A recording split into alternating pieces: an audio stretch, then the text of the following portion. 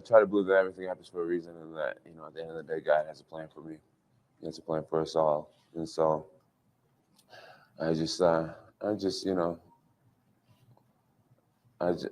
trying to stay optimistic. I feel like I've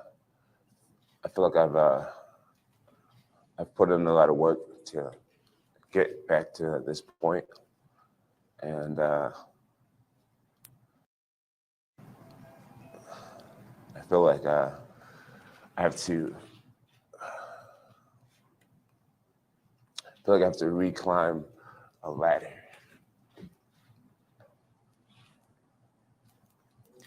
Jon, I'm just wondering.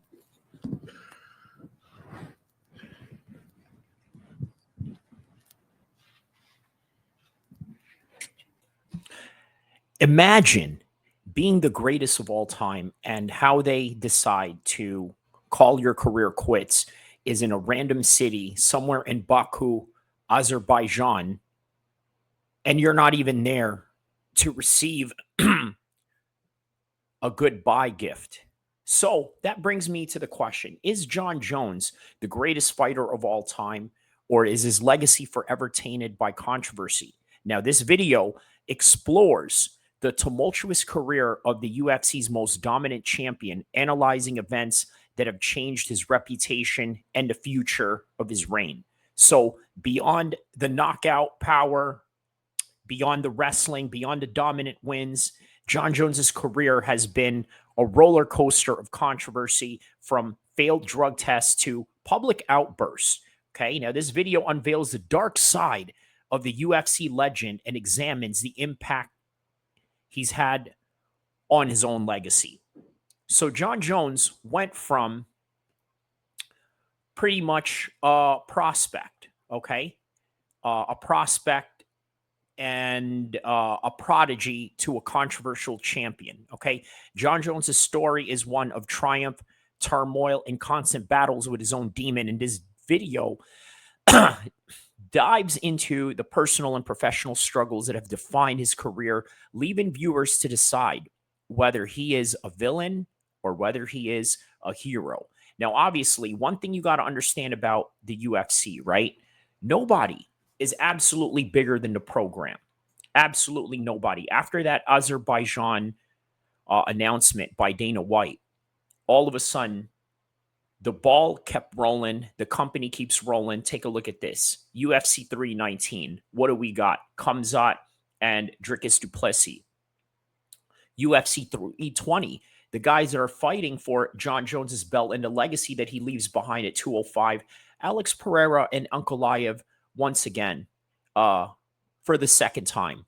In that same card, Marab versus Sandhagen. And on that same card, you have Yuri versus Khalil Roundtree, which, by the way, is keeping the former division that Jon Jones competed in at a stacked, competitive architecture that we are seeing in that division right now. And then how could we forget the replacement of Jon Jones at UFC 321 in Abu Dhabi, where Tom Aspinall sets to take on Cyril Gane. And then, of course, you got Islam Makhachev, who, by the way, took the pound-for-pound #1 ranking from Jon Jones, and that's probably now being contested by him and Ilia Topuria.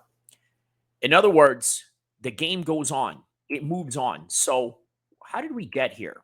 Let's start from the very beginning, okay? From the very, very, very, very beginning of Jon Jones's career. All right. So it was on August 8th, okay, less than 4 months after his pro debut. Jon takes a 6-0 record into his first octagon fight as a replacement, 2 weeks' notice, beating Andrei Gusmov by unanimous decision in a prelim bout at UFC 87 in Minneapolis.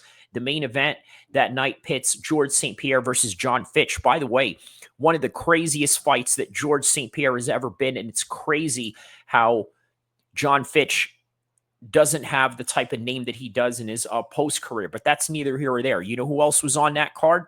Co-main event, Brock Lesnar records his first UFC victory, unanimous decision win against Heath Herring. And that was right before Brock Lesnar had lost to Frank Mir. Okay, so as we move on, okay, December 9th, Jon Jones loses technically technically. Okay, he was dominating in a bout. Jon Jones is disqualified by referee Mazzagatti for using a 12-6 elbow that hurt Matt Hamill to the point where he cannot continue. Now, much controversy ensues, including UFC president Dana White bitterly slinging insults at the ref. Okay, so 2011. Let's get to 2011, the most exciting parts of Jon Jones's career. Before he wins the world championship against Shogun Rua in New Jersey, he had to help a lady whose purse was being snatched, and only for him to apprehend the culprit and waiting for the police to arrive, right? So that's Jon Jones in a nutshell when it comes to the heroic side of his life, right?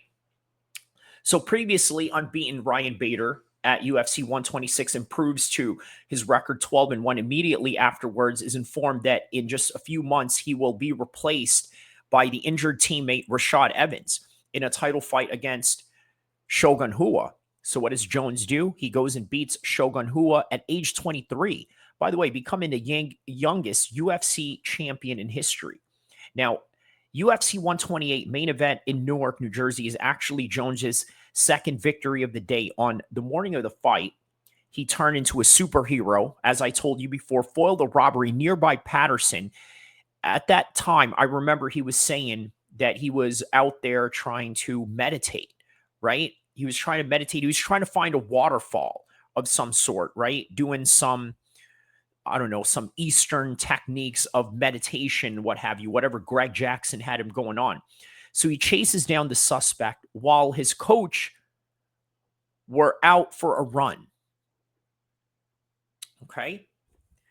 And surprisingly enough, we found out that day that Greg Jackson spoke Spanish because he apparently was communicating with the lady in Spanish, but this, that, and the other. But all right. So the controversy continues on. And by the way, what a great time that was during March of 2011, right? I remember that vividly. And for all my old school guys, for those of you that don't remember, Uriah Faber was also in that card fighting Eddie Wineland, which I believe, by the way, was Uriah Faber's UFC debut, right? At that point, he already had 20 to 30 some odd pro fights, but it was his UFC debut because WEC had been purchased by the UFC, and as a result, they inherited all their rosters.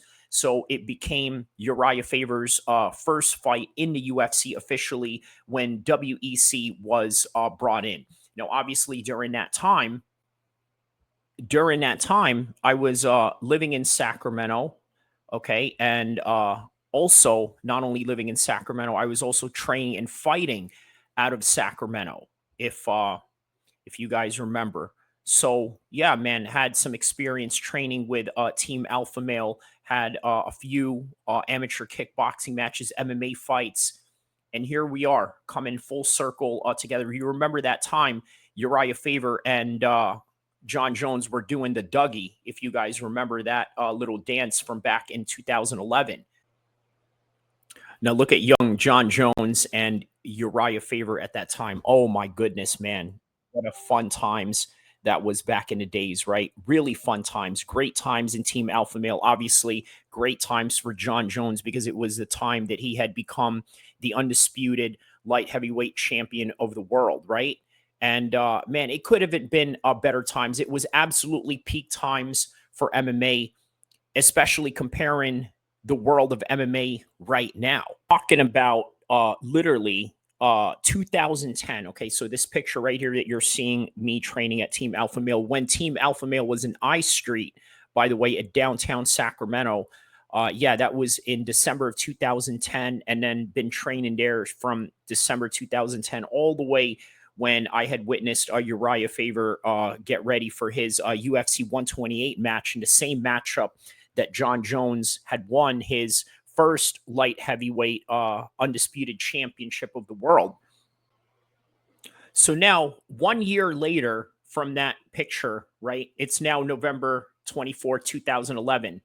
Jon Jones is taken into custody at a parking lot of a strip club in Albuquerque, New Mexico, the city where he lives and trains at. A traffic stop reveals that he had been driving on a suspended license.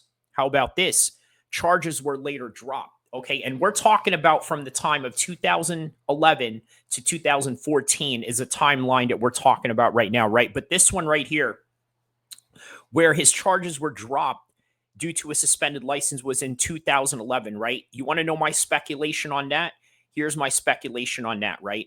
Jon Jones at the time was a local hero to Albuquerque, New Mexico. Think about it. He put Albuquerque, New Mexico on the map. He's not from Albuquerque, New Mexico. In fact, it's not even a glamorized city in a way where people from Europe or these fighters from England or Ireland or Australia are breaking their backs to come to New Mexico out of all places, when you could train in New York with the Longo team. You could train in Los Angeles with 10th Planet Jiu-Jitsu, along with other top MMA gyms in California, including, of course, Team Alpha Male. But then he goes and puts the city on the map. Now, everybody around the world now, all of a sudden, at this point, was training at Greg Jackson, and that included the names of George St. Pierre. That included the names of Carlos Condit, even Diego Sanchez. By the way, shout out to Diego Sanchez. He's got his own legal troubles going on right now. I believe he was doing a drive-by shooting of some sort. Jeez. Well, okay, so moving on from November 24, 2011, the cops may have given him a little bit of a leeway. So May 19, 2012, Jon wraps his Bentley around a utility pole in Binghamton, New York, and is taken into custody by the police after refusing a sobriety test. Okay, keep in mind, this is in 2012, just a year after he had won his world championship. So 1 year as a champion, he's already getting into it. He pleads guilty to a DUI, assessed a $1,000 fine, and his license suspended for 6 months.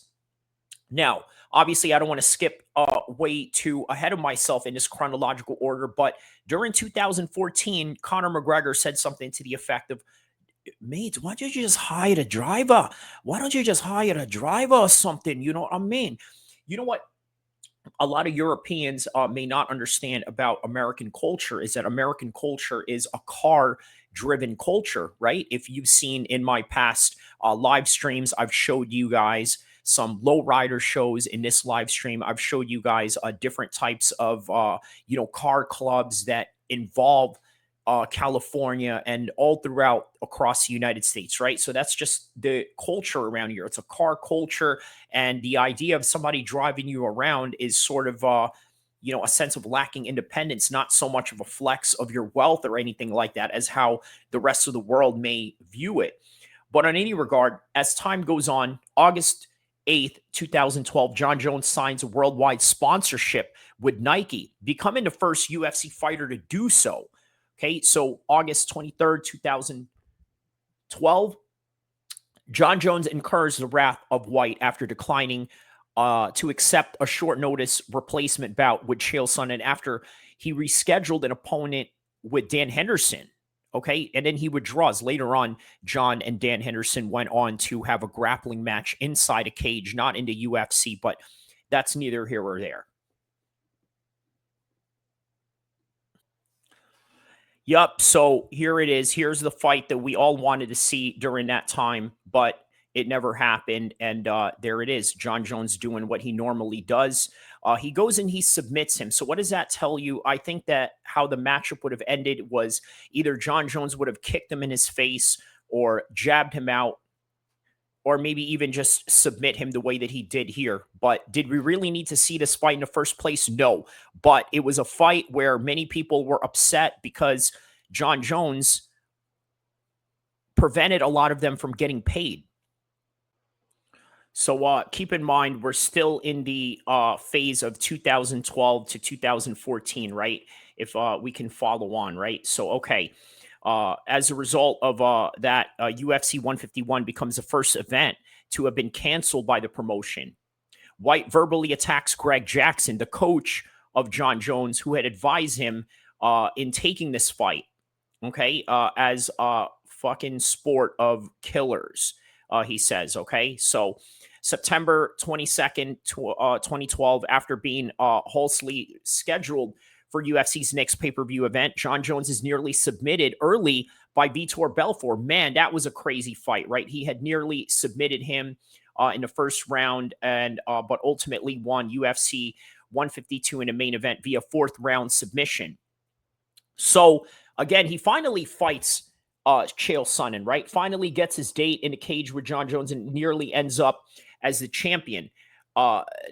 Despite Jones dominating while mauling Sonnen at UFC 159 headline bout, Jones disclosed his big toe was broken, okay? But nonetheless, he was able to finish him in 27 seconds, just ground and pound. Had Sonnen survived the horn, the doctor would have likely not allowed the champ to continue with such a grotesque injury. I mean, the toe looked absolutely horrible, right? So September 23rd, 2013, Jones is taken to the limit for a 5-rounder against Alexander Gustafsson. Okay, now that fight right there was absolutely legendary. And he didn't even train for it, apparently, right? Setting a UFC record for light heavyweights in his 6th title defense. So now we go on to the Daniel Cormier era, okay? Accused of writing homophobic slurs to a Swedish fan on Instagram, Jones said after the quote-unquote homophobic slurs, he said that his phone was stolen and was hacked. In reality, nobody really cares that he said these things. Let's just be honest, right? Nobody really cares. You understand what kind of sport you are in, right? Although others will say otherwise and say, well, you know what? That's not a very good way of making the sport inclusive or this and that. To your opinion, it varies, right? August 14th, Jon Jones appears with Daniel Cormier at a Las Vegas news conference to promote their scheduled title fight. The two ended up brawling in the hotel lobby floor later that day, and they interviewed via split screen. Following the interview, Cormier is heard saying he wished he were allowed to go to where Jon Jones was so he can spit in his face. And Jon Jones responded, you know what? I would absolutely end your life. You know that? So that's where we are now in the Daniel Cormier era of the Jon Jones saga. Okay. You're a little fat. You're a John. Oh my God, you're You so hit- weak. First off, you hit like a if you even hit me. Yeah. I hit like a.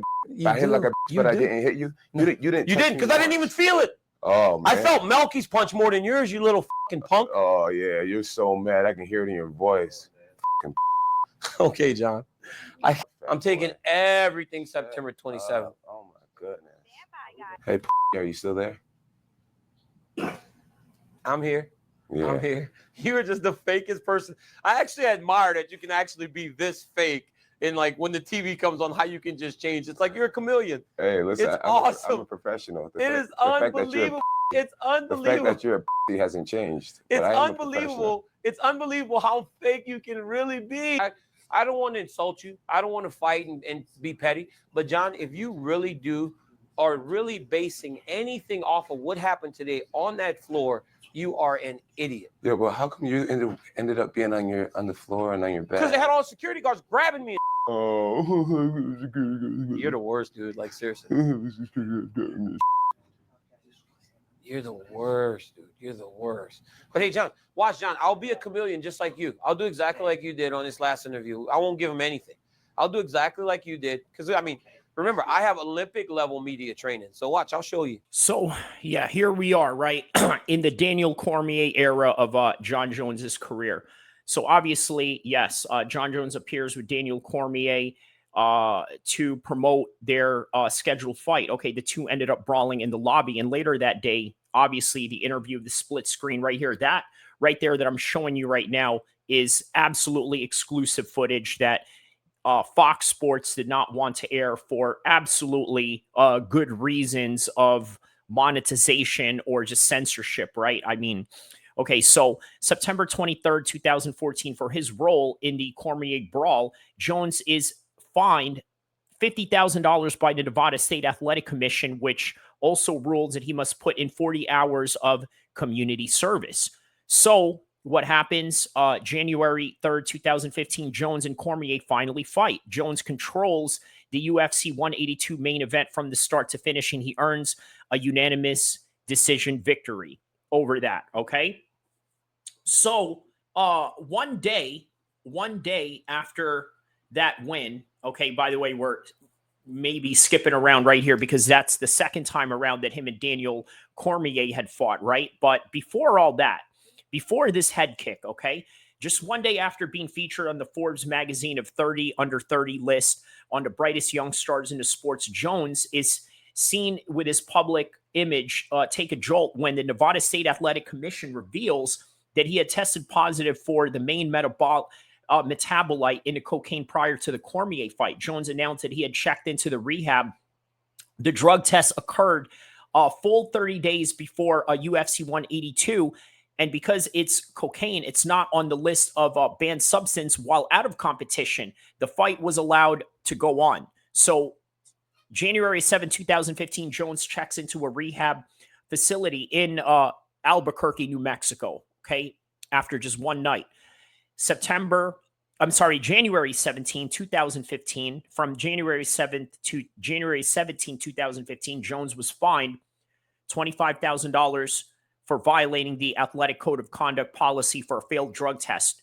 January of 2019, Jones is involved in a hit and run,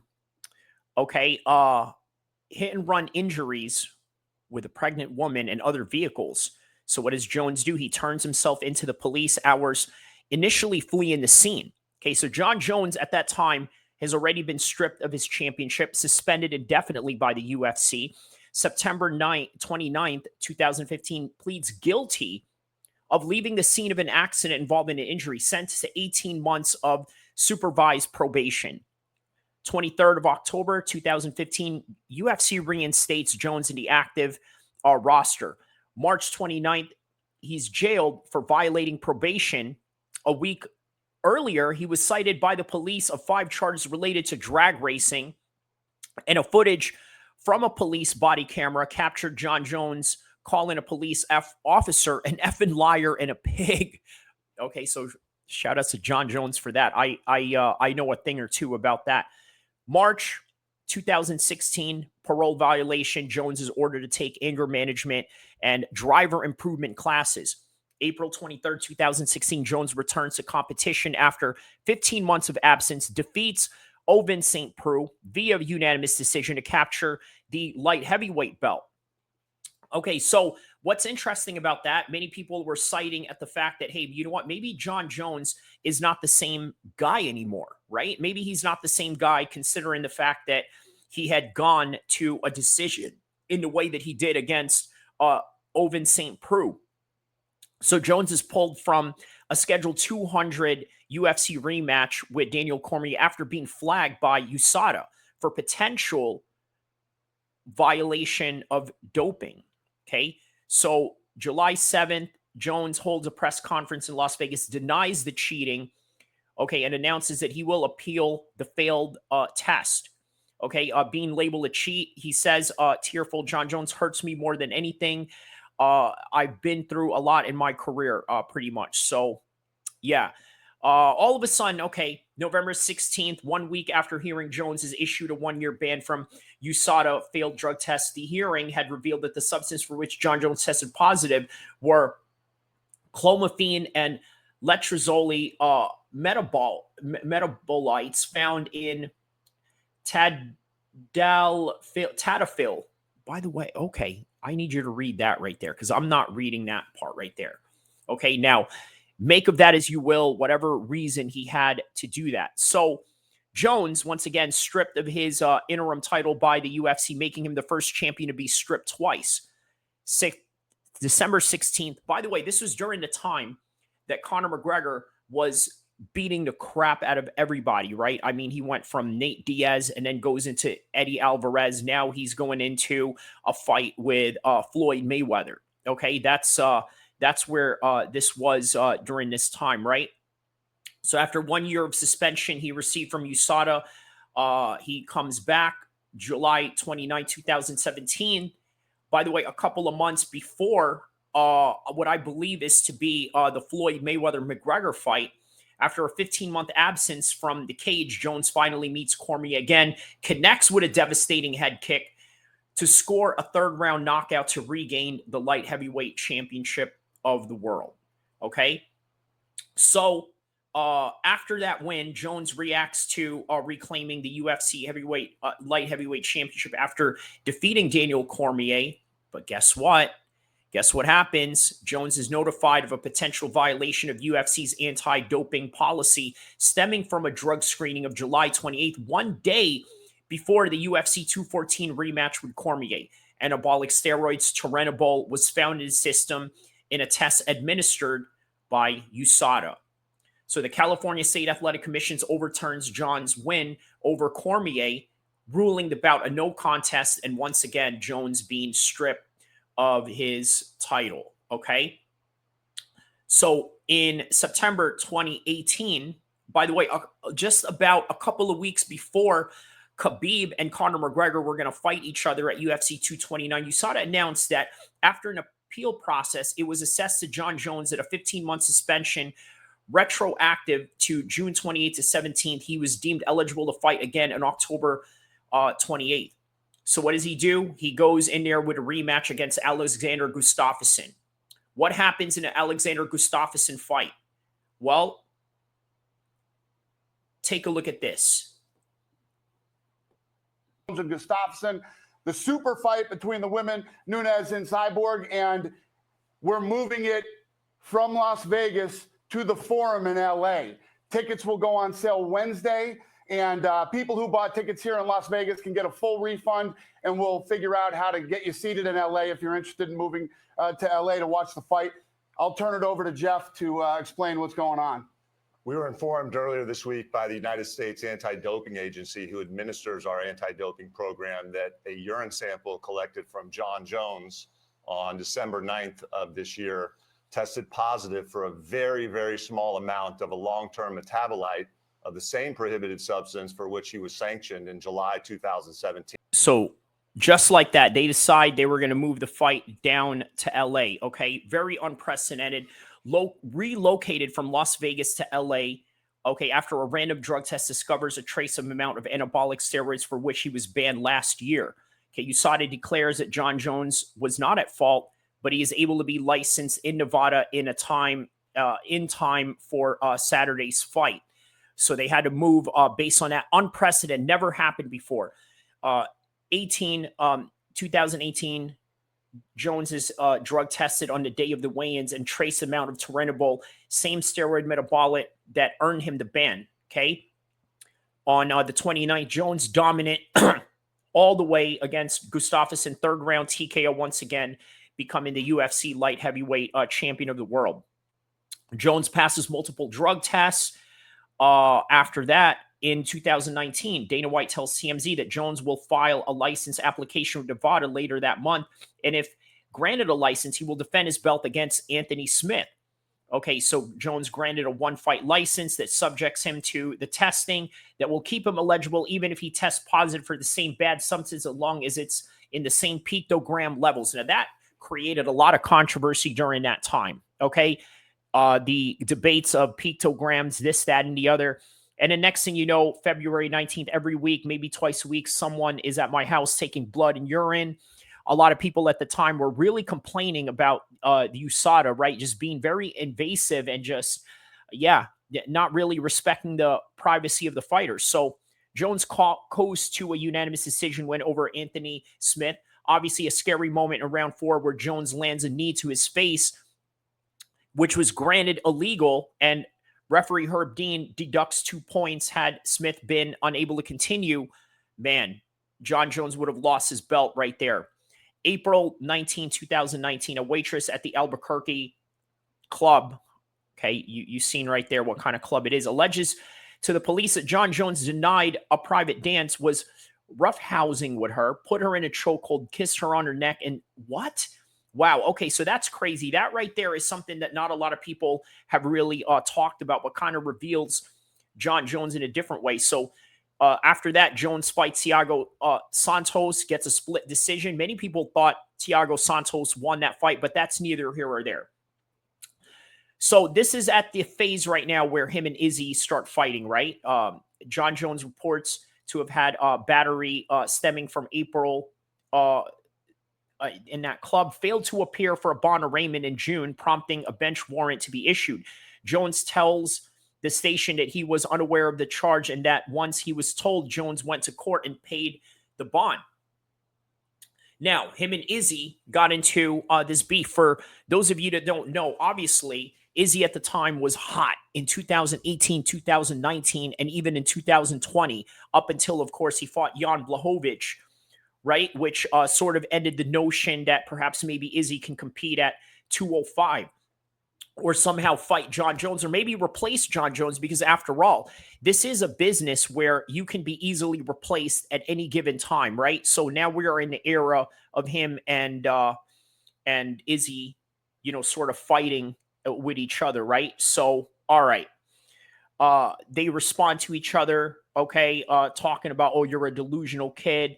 You don't want to mess with a beast like me. I'll expose you. This back and forth that they have going on. They later went on to become friends. Obviously, they had met up and obviously made up. They want to fight me. I'm middleweight, but then I responded back, and then we had beef, and then for a few years it was like that. Then after I fought Costa, it went really deep, and then that was a fight. That was around the time it could have happened, but I don't know what happened, scheduling, COVID reasons, whatever. And I fought Jan, but yeah, real recognize real. I put it that way. The fans. So there it was, just like the Tom Aspinall fight, a fight that never happened, a fight that probably we didn't need, and some will argue Tom Aspinall is needed to solidify his history. But on the other end of that, I just look at it like, man, people want to see Jon Jones lose because of all these things that have happened to him, right? So, all right. Going back to October 15, 2019, Jones pleads a no contest to a reduced charge of a disorderly conduct for his behavior at the strip club. Under the terms of the plea deal, if Jones is not arrested to have found violated the law in the next 90 days, the case will be dismissed. There have been no violations reported since, and the case does not appear on Jones's record. November 2019, UFC President Dana White confirms Dominic Cruz will be up next. They fight in February 2020. It was one of Dominic Reyes's best performances. Okay, and then after that, he had gone on to lose one fight after another, right? It was like a Jon Jones curse type of thing until eventually Dominic Reyes got a win. Okay, after he got that win, then he's sort of back to where he needed to be. But it was one of those fights that really escaped Dominic Reyes, right? In fact, when he did win, I managed to make a video about it. Well, check this out. I was in LA right behind Universal Studios, and I was in a hotel, and I had just reacted to Dominic Reyes finally winning after losing that fight to Jon Jones, in which he should have won. This is what I had to say about it.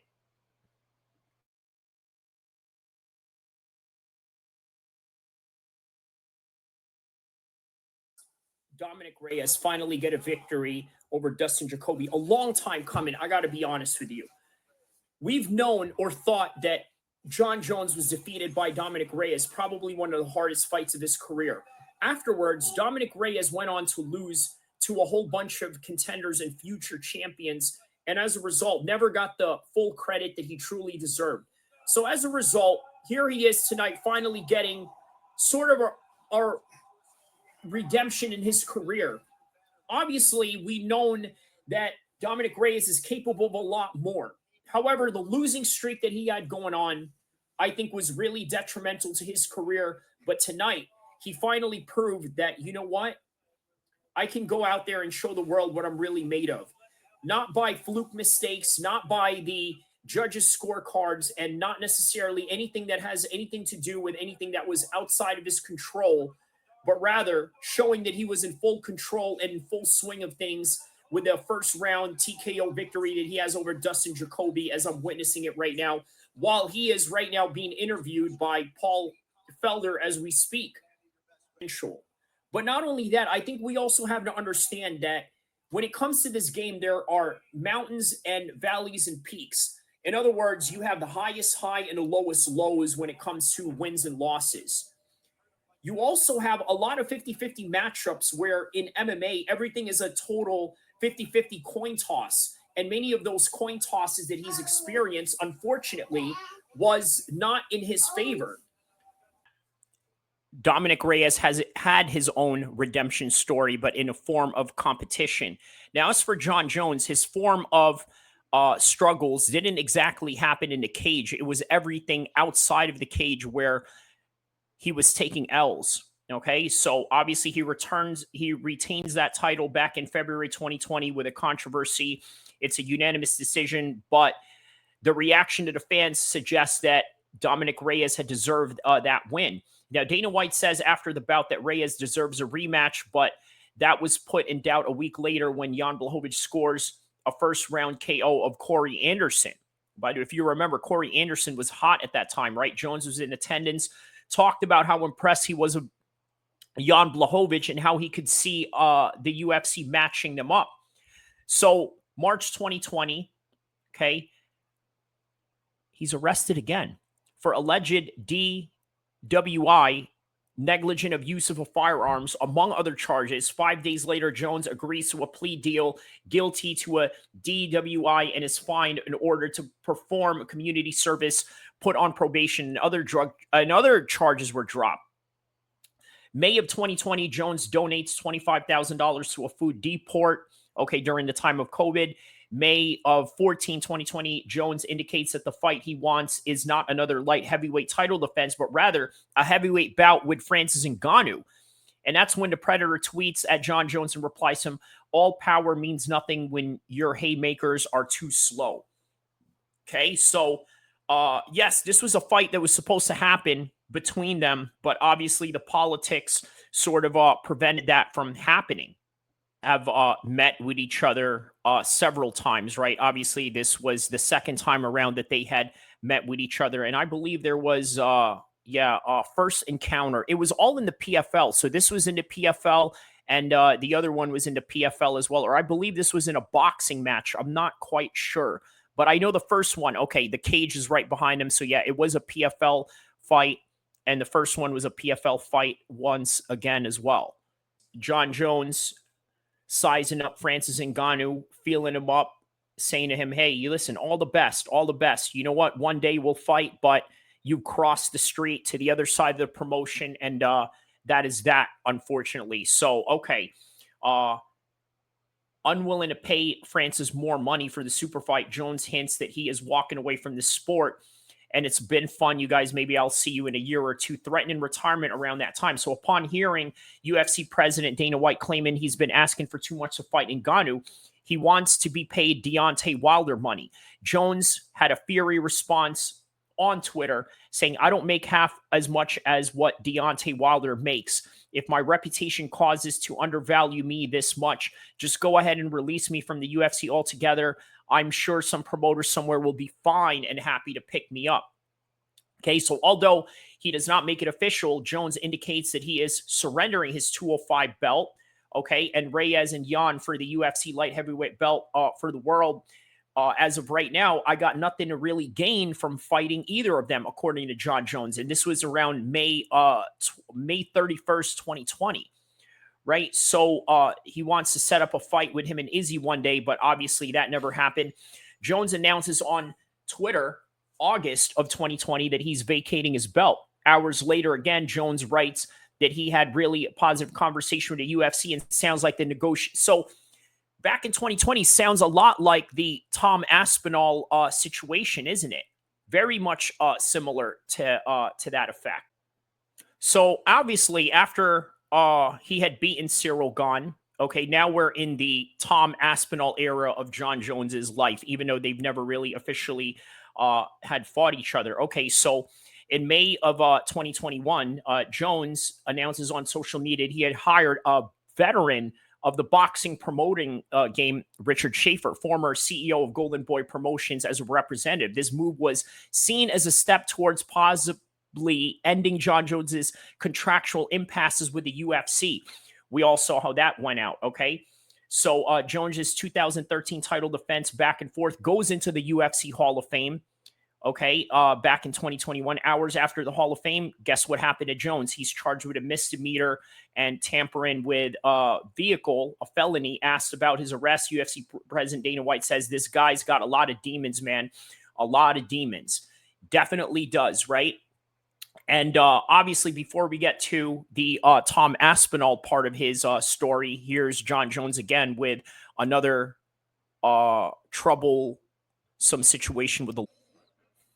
So as we're watching the body cam footage of the Metropolitan Police Department of the Las Vegas PD right now, Jon Jones being handcuffed, okay, has his head right on the hood of the car, probably about to, bash his head into the car. But on any regard, yes, look, this kind of goes into the Tom Aspinall situation that I'm talking about, right? Why is it that people are obsessed with seeing Jon Jones somehow lose to Tom Aspinall? Well, this is why.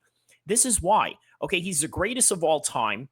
He didn't get the send-off the way that Dustin Poirier did, and he's right here embarrassing himself with another embarrassing situation. And you know what? I think a lot of UFC fans want to see redemption. But like I said before, right? Yes, is it possible that Tom Aspinall can beat him? But it's only Jon Jones that can decide whether he wants to go in there and fight this man or not. And therefore, what if Tom Aspinall can't beat Jon Jones?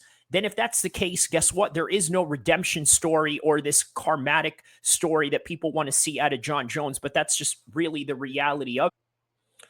So obviously, right after that arrest in September 2021, Jon Jones posts an Instagram story of a video of him lifting weights, along with a capture that reads, "I have way too much trauma to consume alcohol. My brain simply can't handle it anymore. I will leave alcohol in the past forever."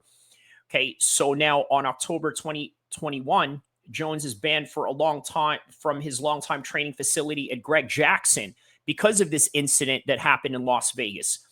Okay, 2015, Jones posted on Twitter a video of him working out at Fight Ready MMA, the training home of Henry Cejudo in Scottsdale, Arizona. Okay, the caption says, "Turning lemons into lemonades, ladies and gentlemen."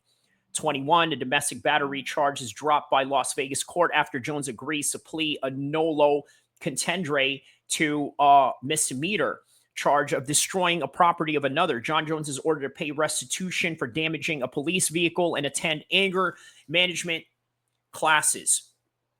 So then April 22nd, 2022, April 26, 2022, the advisor, Richard Schaefer, tells ESPN that the UFC asked Jon Jones to fight former heavyweight champion Stipe Miocic in July after Jones tweets Stipe is saying that they will be at his absolute peak in September. Now, I'm disappointed but patient. I wanted the heavyweight GOAT at his absolute best, according to Jon Jones. By the way, they were scheduled to fight years ago in Detroit when Stipe was world champion, but obviously it never happened. August 2022, asked by Twitter, the follower of an update for the Miocic fight, and addresses that also a possibility of meeting Francis Ngannou. Now, I've been hearing whispers in November, but honestly, I had no clue. Been hearing Francis could possibly be back on the table. Okay, so that's according to those reports. So, yeah, man. So, okay, this is still haunting Jon Jones, right? The whole thing that had happened to him in Las Vegas, right? So, okay, UFC heavyweight Cyril Gane tweets, "Where are you at? Jon Jones, I'm free this March." Okay, so the UFC announces that Jones will make his heavyweight debut against Gane on March 4th, 285. Okay, and what happened afterwards, right? Obviously, Francis Ngannou got stripped right after Cyril Gane had been beaten by Francis Ngannou in a unanimous decision. So Jones only needed 2 minutes and 4 seconds to defeat Gane by guillotine choke, okay? Now, the UFC announced that he will defend against Stipe Miocic in 2023. In October 2023, Jones and Miocic have been canceled, and Jones tears a pectoral tendon off his bone in training, according to UFC President Dana White. So Crystal Martinez, a drug testing agent from the Free Drug Sport International, files a police report saying that Jon Jones in his home in New Mexico, in which he alleges that Jon Jones had assaulted and threatened to kill her during a visit to his home to collect a urine sample as part of UFC's anti-doping program. Wow. Okay. Now, I want you to keep in mind, all of this is just nothing more than speculation, okay? The Albuquerque Police Department issues Jon Jones summoning citing alleged assault and interference with communication. Jon Jones responds via X saying that in part, I was caught off guard by unprofessionalism and protocol by one of the testers, which caused frustration, leading me to some profanity that I regret. However, I want to emphasize that at no point did I threaten anyone, get in anyone's face, raise my voice to anyone, or engage in any form of assaults. You know what? There's a part of me that believes Jon Jones in this, right? There's a part of me that absolutely believes Jon Jones did not do this, because there's a lot of people that complain about drug testers that are very invasive. Test results. So For which athletes? Unnamed. As Which far sports? As they wouldn't say. They just said like Olympic level athletes and elite athletes and kept it very vague. Really? And essentially, they disclosed what they had tested positive for, and even that one of them was an Olympic caliber athlete, and their entire career they got to go until retirement without getting exposed, just because they helped USADA supposedly catch other people. And they were basically... Well, there you have it, man. Not just USADA, but other drug testing agents have had a long history of corruption, right? I mean, you could go back to VADA, I believe, as well, with Devin Haney. But that's neither here or there. That's a controversial topic for another time and another place, and unknown to anyone about the full information or the extent of that corruption. But on any regard, yeah, so we're now in July 17, 2024. Jon pleads no guilty to a pair of misdemeanor charges stemming from March during a drug incident at his home. An Albuquerque judge rules that he can remain free pending trial. October 29, 2024, on the morning trial to begin, Jones agrees to instead attend 4 hours of anger management classes. If he completes the classes, he does not violate any of the laws for 90 days. The misdemeanor charges will be dropped. So here we are. Now we got Jones finally fighting Stipe Miocic at UFC 309. Okay. During this time of UFC 309, I had made a video of Tom Aspinall's dad talking about how he never had a plan B. Okay. And the reason why it was important to emphasize that video is because of the struggles that Tom Aspinall had came from, right? Just the struggles that he had. Imagine this guy, okay, who we never thought would be anything in the heavyweight division, especially after the way that he had lost to Curtis Blades, is all of a sudden the guy that everybody is pitting to dethrone Jon Jones and to knock him off his pedestal, and more importantly, the guy that is supposed to be the one to humble him.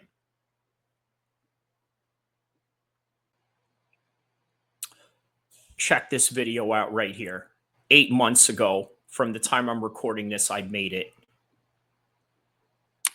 Whenever you are trying to reach for glory, you can't have a plan B. You want to know why? It does nothing but distract you.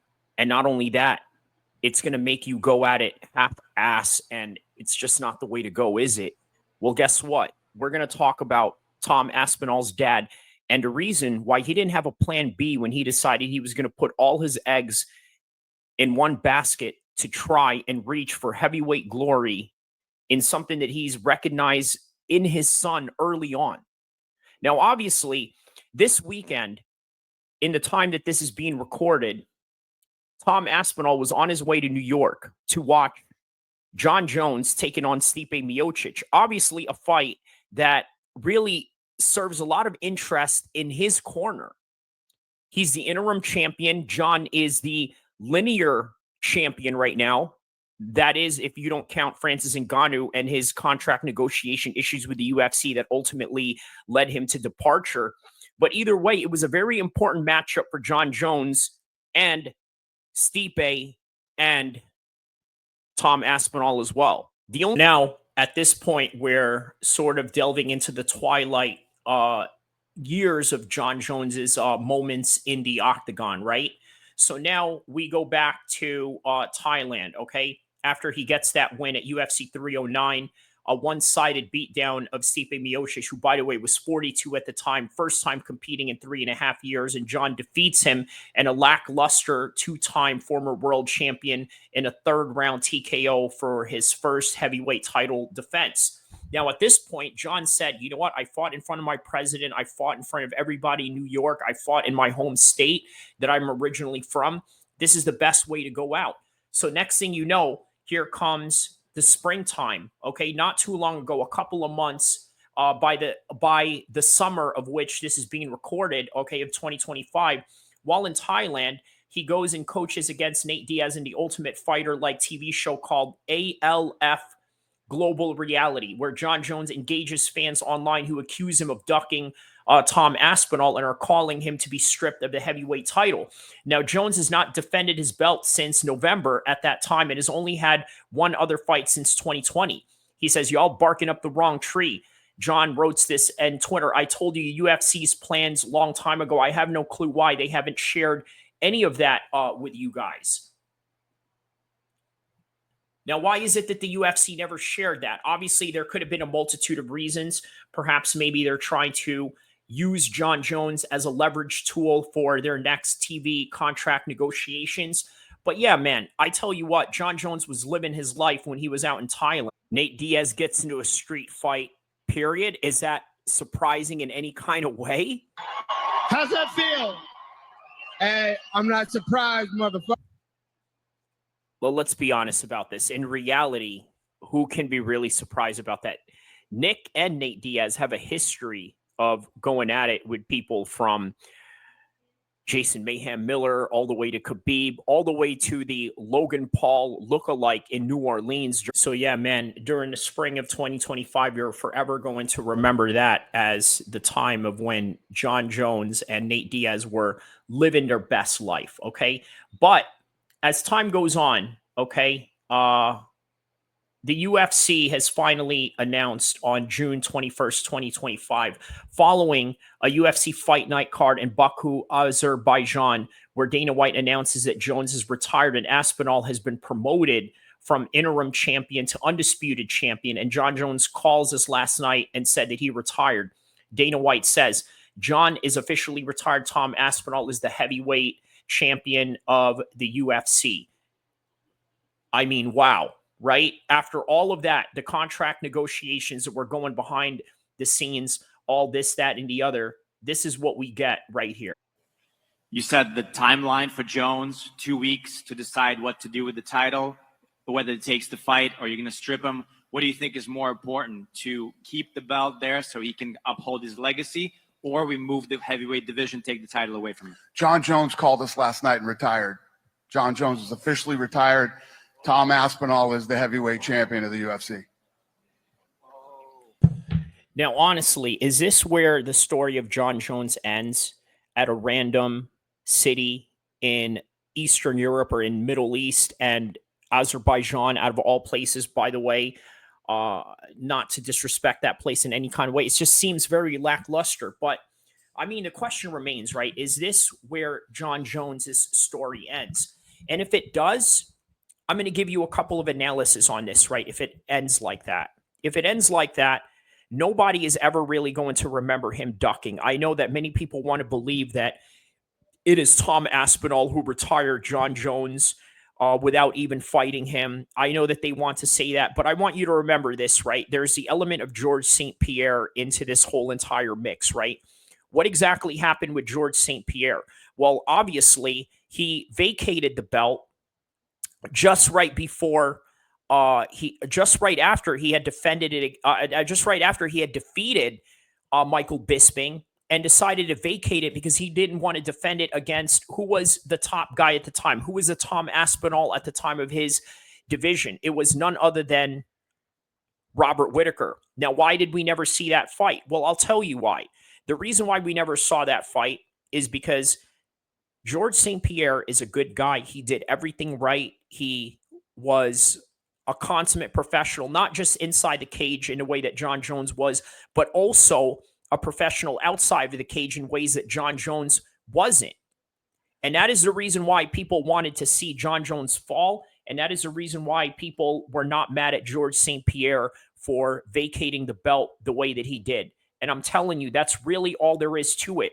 Many of you want to see Jon Jones fail. Many of you want to see Jon Jones get beat up. You want to see that image of Jon Jones laying on the ground, looking up at the ceiling, knocked out, beaten up, bloodied, which you've already seen him in several fights, one with Alexander Gustafsson, but the problem is he didn't lose that fight.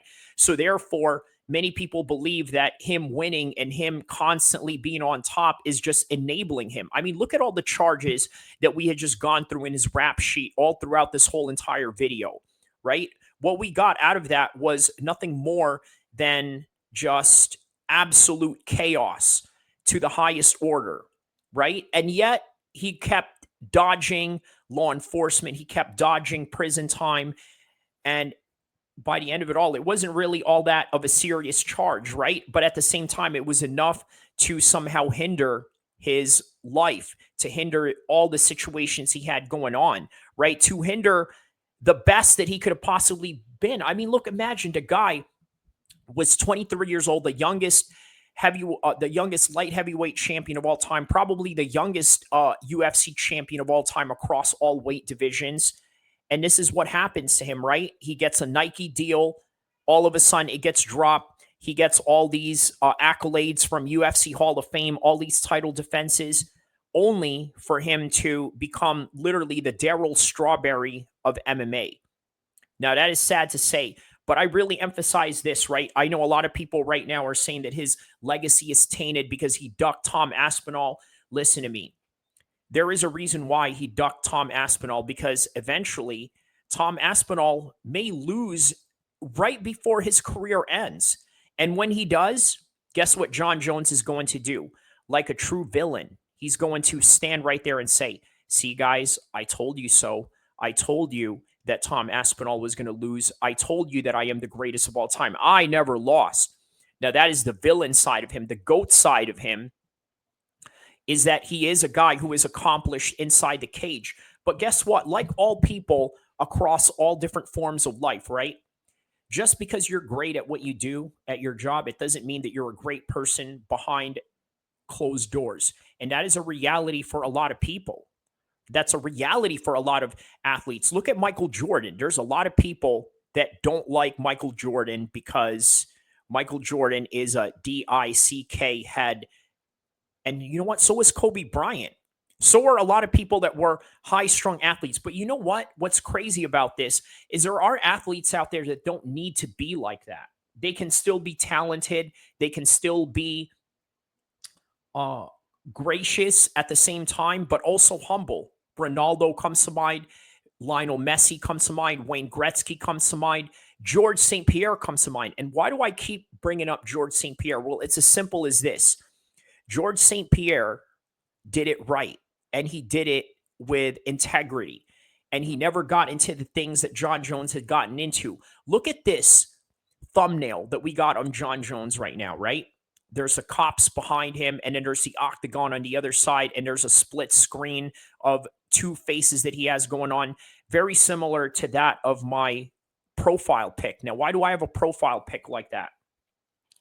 Because I believe in human psychology, and I believe that humans have a high complex reality into their actions, into their overall daily activities, and also something that pattern recognition could not recognize, such as, for example, in the latest news that we have in NYC, speaking of NYC and Jon Jones's latest victory in NYC, there was a shooting that had happened in NYC, which I have covered on my live stream, right? Nobody knows or understands why this guy did what he did. Now, obviously, he was targeting the NFL from what I had understand, but at the same time, I'll bet you that a lot of people are going to say the following. Oh, he was such a nice guy. He was a great guy, this and that and the other. Same thing when I watched the 7/7 bombing of London's documentary on Netflix. All the people that had committed this atrocious act, what did they say about these people before they had committed the atrocious act? They say, well, he was a good teacher. He was a good provider. He was good to his fellow peers, this, that, and the other. But you know what? That is why I tell you guys, human beings have a high complexity to which we could never understand. And with that in mind, don't forget to like and subscribe. I will see you in the next one, inshallah. Main needs if you want to find predictions, news, and everything that deals with MMA. Shout outs to Kyrie, Abu El-Kheer MMA, Sacramento, California represent. That's right, Kyrie. I appreciate you, my nigga. You came in here, you was talking that shit. That's right, bro. Much love, Flo. I appreciate you for always stepping in, bro. Be safe out there. Man, my nigga Kyrie, my man Kyrie came through. He started talking that shit. Hey, here's the thing. Here's the thing. That nigga will whoop your fucking ass. You will think that nigga's all squared up and all that type of shit. Nigga come through and beat your fucking ass. Like, man, fuck you up. You will never see it coming. So for those of y'all